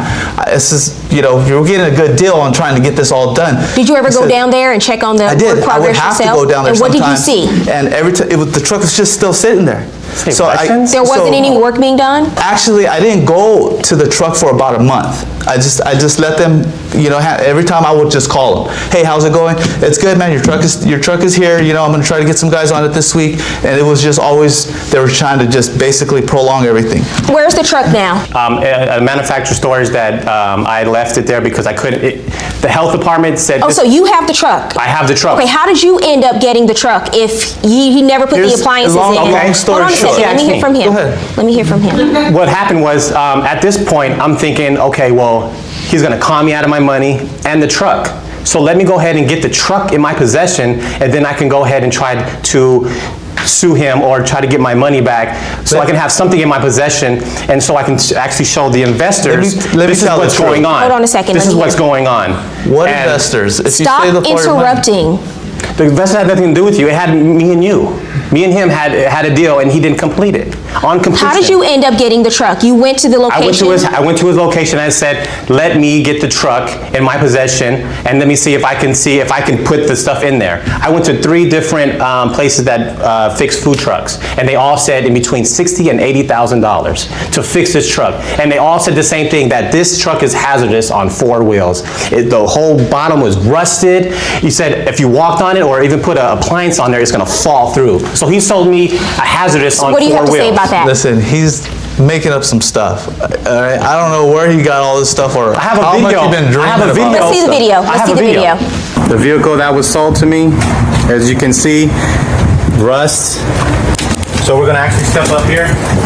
You can see there's no appliances, none at all. He told me all this was gonna be all finished, but as you can see, right now, we're in danger zone right now because all of this is rusted. I see burn marks. He explained to me that all that would be all cleared out. Didn't tell me that the floor was gonna fall through. He told me he was gonna help me out, but he didn't. He sold me a dream. He called me and kept bugging me and said, "Hey, look, I need to get it. I have investors. bugging? I have investors. I need to money's get on this the food line. truck." So I Hold said, on, "Look, sir. we have two options. I can give you your money back, and I'll be done with this." Did that happen via text message? Did that She has communication text happen via- messages of it. Let's look at the text messages. I'm done with this project. I'll give you your money back. You reply, what? That's not okay with me. I have more money invested out there for this project. We have to talk face to face. I don't want the money. I want my truck. You wanted the truck completed, but you took it as is, essentially. Did you have something you want to say? Yes, please. Please. Your Honor, I was there for the first meeting inside the food truck. And who are you? Susie Demersion. He lied every step of the way. What's your relationship to the plan? I'm his girlfriend. Okay. And I invested some of my money in there too, and time and energy. And I just wanted to let you know I was there for the first meeting at the food truck, and I know there was some words back and forth, but it was quoted a week. He would constantly touch base, check on it, and he would say, "Yeah, you know, they were putting in a fryer." All of this that and is irrelevant. Hold on a second, sir. And it was never. It was all a scam from the beginning. Although you offered to refund his money, I mean, it just looks like there's some really shady business going on with you keep prolonging this and leading him on about the truck and the progress of the truck. This is a tough case for me. Because when you accepted the truck, you really did accept it as is, and he turned over the registration and the title to you. It's in your name now, right? No, and you actually, have it? No, actually, the registration is not even in his name. He gave me a vehicle that wasn't even registered in. Did you have the title? No, I didn't have the title. I bought it and never fixed it. I So never you put don't it in have my the title? The only thing I did was release liability to him. Oh, so you can't sell a truck with no title. There you go.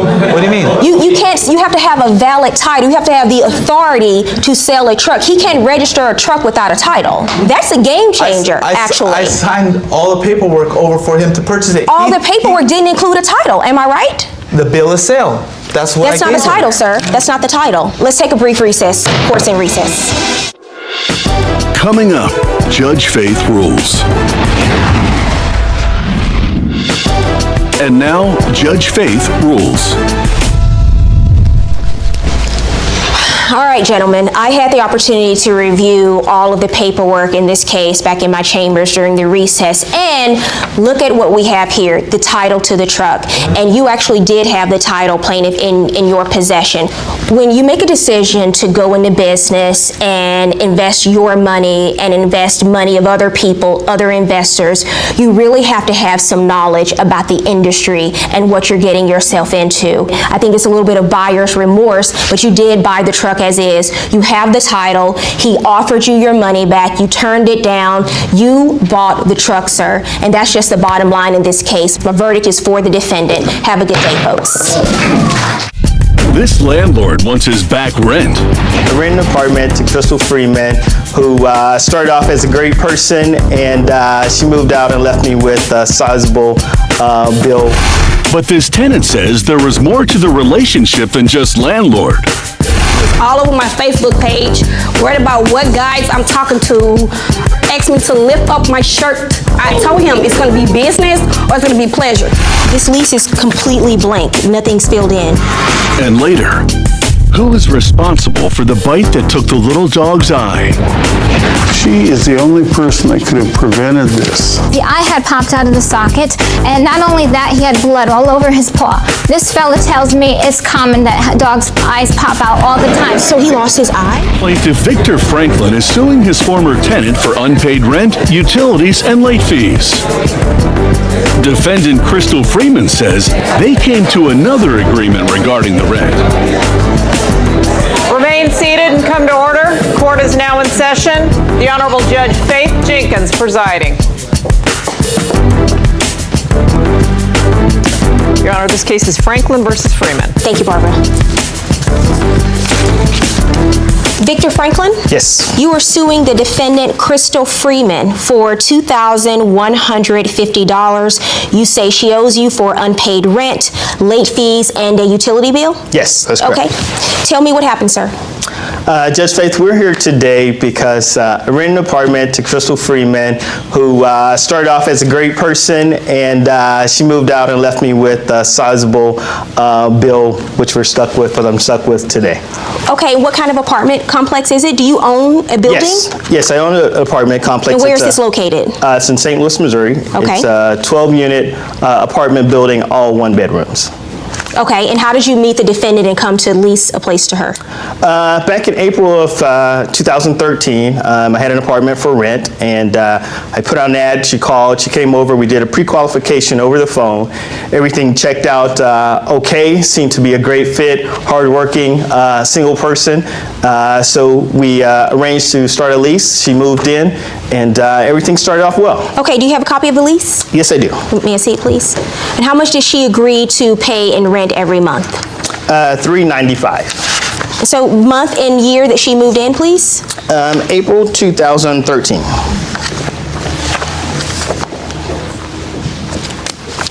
Wait a minute.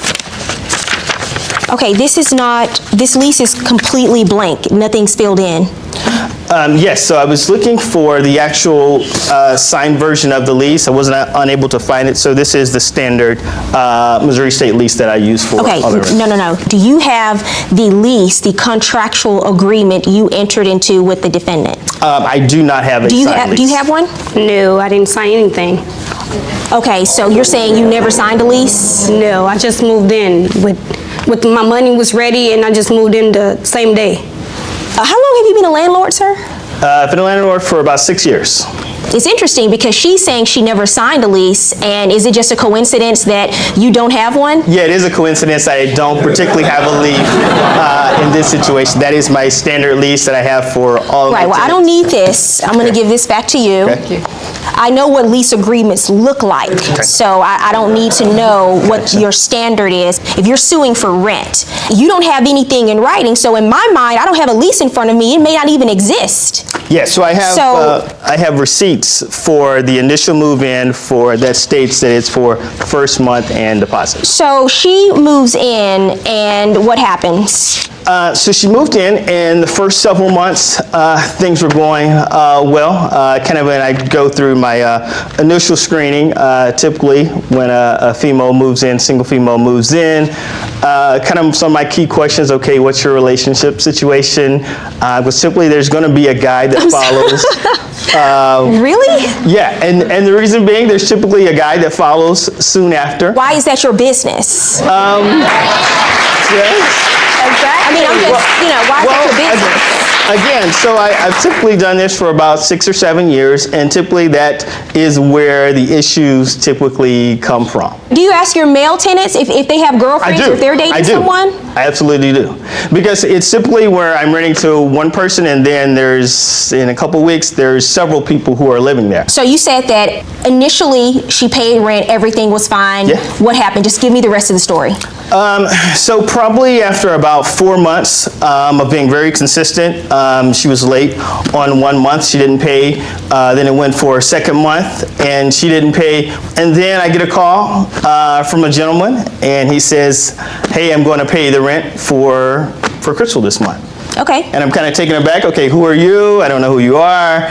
And she said, well, I'm going to take Why do you care? He's paying the rent. He's paying, I don't care it could be her dad, her uncle, whoever. Why does it matter as long as you're getting the money? Right, but it didn't come through her.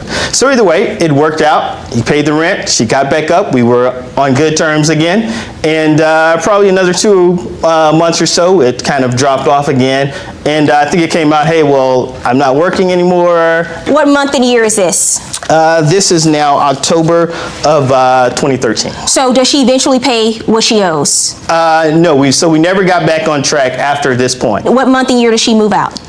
She moved out in March of 2014. Okay, and you're saying that she didn't pay rent from what month to what month? November, December, January, February, and March. Okay.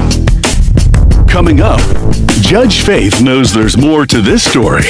Why would you be taking your tenant to dinner and drinks, someone that you rent to? Right. Someone you say who is behind on their rent. Why are you taking them out to dinner and drinks? Well, at the time, she wasn't behind, Judge. Yes, I was. And later, I tried my hardest. I hated to see him lose his eye. How's he doing today? At present, he's not himself. He's not his normal self that he had been prior to this incident. Plaintiff Victor Franklin is suing his former tenant for unpaid rent, utilities, and late fees. Defendant Crystal Freeman says she doesn't owe the amount in question. So you agree you were supposed to pay rent, and how much were you paying? I know the rent was $395. Okay. But I paid him all last year. I didn't pay him, the beginning of this year. January? And February. February and March. Okay. Why? First of all, he was like a creep. He was all over my Facebook page, worried about what guys I'm talking to, asked me to lift up my shirt. And so wait, did the two of you have a relationship beyond landlord-tenant? We didn't have like a relationship, but we went on a date. And I told him it's going to be business or it's going to be pleasure. And what does that mean? It's going to be business or it's going to be. I'm going to pay. I'm going to pay or I'm not. That's not. No, that's what I want to know. So you're saying that you told him you're going to pay or not because you guys are. We didn't have sex and You did? Yeah. The two of you had sex. No, Judge. Yeah. Excuse me, ma'am. I'm not going to lie. So she's saying that the two of you went out to dinner. Is that true? We met at the same place for drinks. Don't look down. Look at me. No. Okay. So, Judge, we met at a restaurant. We had dinner and drinks. Why would you be taking your tenant to dinner and drinks? Someone that you rent to. Someone you say who is behind on their rent. Why are you taking them out to dinner and drinks? Well, at the time, she wasn't behind, Judge. Yes, I was. She wasn't behind at the time, Judge. Are you saying that you spent the night together that night? No, we didn't spend a night together. It was a wham, bam, thank you, I'll see you the next day. Okay, Judge. So that part is not true. I'm not going to lie, Judge. Sorry. When you ask someone, do you have a boyfriend? Okay. To the story, are you in a relationship? Okay. And the next thing I know, you're taking her out to dinner and for drinks, and she's saying, I never signed a lease. I have a tendency to believe her because you don't have a copy. She's saying she didn't have to pay rent because you were looking the other way. Well, I've got a ledger of the 5 months of consistent. Don't care, sir. Don't care. I actually believe her. I believe that she said that the two of you had an intimate relationship. I believe that as well. I don't know if you're using your position as a landlord to try to get a date. I don't know what you're doing. But if you're going to wear the landlord-tenant hat and you think you're going to come into court and sue someone for not paying rent, then you need to take your job seriously and not mix business with pleasure. Because as of now, I don't believe you. So your case is dismissed. Judgment for the defendant.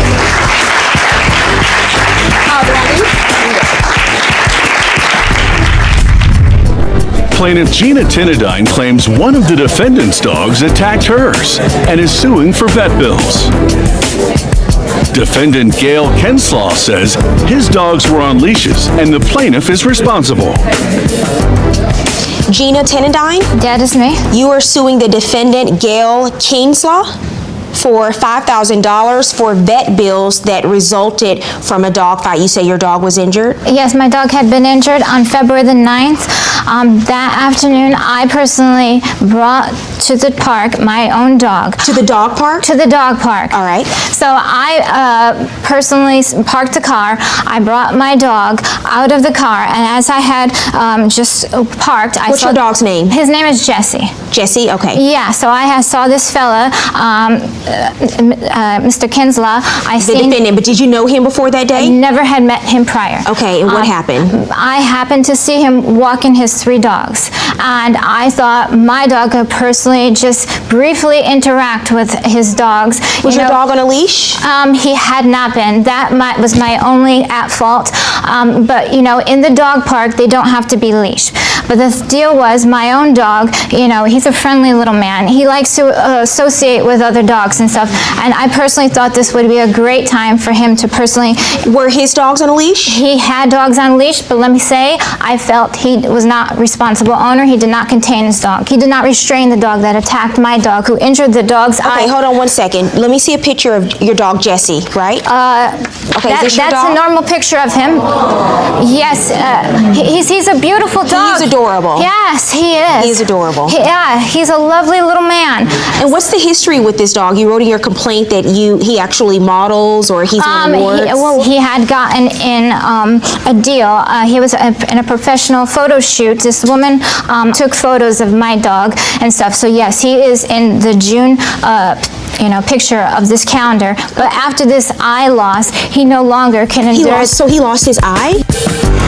Next on Judge Faith. He's like this, and to me it was like a care without a care in the world. To me, he did not even show that, he didn't show restraint. He did not even show discipline for what my dog had encountered. Plaintiff Gina Tinadine claims that one of the defendant's dogs attacked hers and is suing for vet bills. Defendant Gail Kenslaw says his dogs were on leashes. Sir, did you witness what happened? I was there. Okay. But I saw it afterwards. I'd been in the dog park. I'd come out of the dog park with them on the leash. So your dogs were on the leash the entire time? Of course. Okay. Because once you leave, you're like in public. You have to have your dogs on a leash. And you submitted a Google map, right, for us to Yes. see this location? Okay, let's take a look at it. Okay, so tell me what we're looking at here. You want to walk over to the map? Is there a pointer? You can just point to it and Okay. The dog park is this part here, here, and here. I had left the dog park and I was over here and I went to the trash can. And you left your dogs on the leash tied to what, your car? No, I had my dogs with me on the 6-foot leashes. Her dog was about 4 feet from my dog. There had been something happen, an altercation, and her dog was yipping Okay, you can and step back. feeling bad. And Miss Tenadine said that my dog had knocked out her dog's eye. Now, I couldn't see that initially, but I go up and what do you know? It was true. His dogs are on a leash, so how does your dog goes over to his dogs? Yes, he was walking. He's like this, and to me it was like a care without a care in the world. To me, he did not even show that he didn't show restraint. He did not even show discipline for what my dog had encountered. I mean, what exactly did you see happen to Jesse, and what were the extent of his injuries? Well, the eye had popped out of the socket, and not only that, he had blood all over his paw. This fella tells me it's common that dogs' eyes pop out all the time. He personally said that, and he said the vet would be able to put it back in. He brought that to my attention. He also brought to my attention that this dog was blind. First, he said it was protecting the mixed Shih Tzu, which later, after the incident, the mixed Shih Tzu even came up and sympathized with my own dog. What kind of dogs are your 3 dogs? Let's see a photo. A Chihuahua, a Shih Tzu, and the sheep herding dog. That's what I'm told. Oh, these are such cute dogs.